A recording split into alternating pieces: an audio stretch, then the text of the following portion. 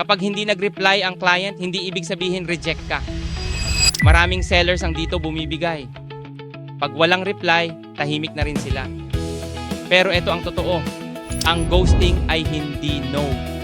Madalas, delay lang yan. Hindi sila busy sa'yo. Busy sila sa buhay nila. Ang maling ginagawa ng iba, paulit-ulit na follow-up po, pressure, guilt-based messages. Diyan talaga sila lalong nawawala. Ito ang dapat mong gawin. Huwag mong habulin.